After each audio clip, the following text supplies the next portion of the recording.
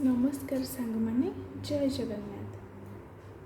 आज पुणी गोटे वीडियो को आपण मानक स्वागत जनावि।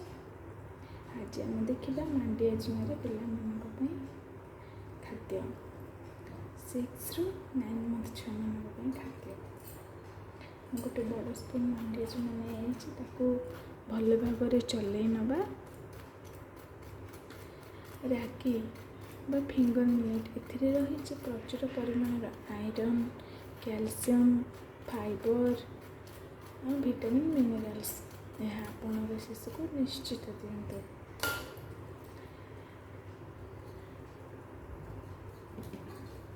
मांडिया जिमा शिशु को देवा द्वारा तार डाइजेशन भी ठीक होता है एवं से खुशी रे खाइनी टे स्वीटनेस रुए ना।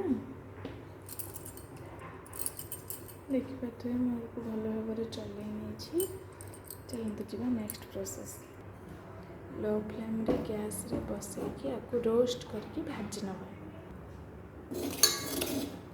भल भाव रोस्ट करके भाजी नवा।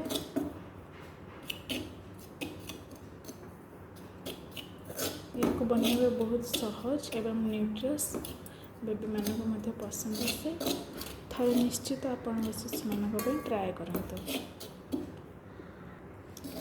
यह मोर गोटे छोटिया प्रयास मो बेबीर डेली रूटीन एवं तार खाद्यपेय मुझे अपलोड करे।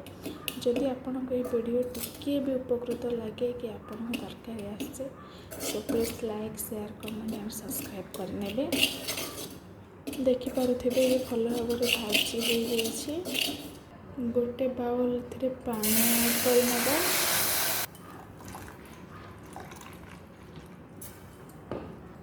भल भाव जमी गोटा न रही जाए।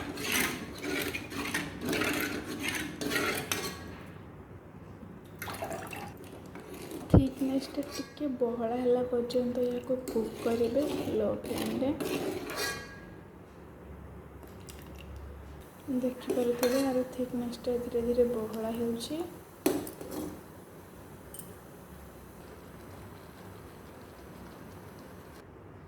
देखिपे मैं गोटे बाउल को ठंडा हाँपाई काढ़ी नहीं। या भल भाव ठंडा है अल्प किसी देसी घी ऐड कर आपण शिशु को दिखते देखिए से निश्चित खाइब। प्रस्तुत होगा आम टेस्टी एंड न्यूट्रियस भरा मांडिया खीरी बा रागी प्यूरी। वीडियोटी को शेष पर्यंत देखि धन्यवाद।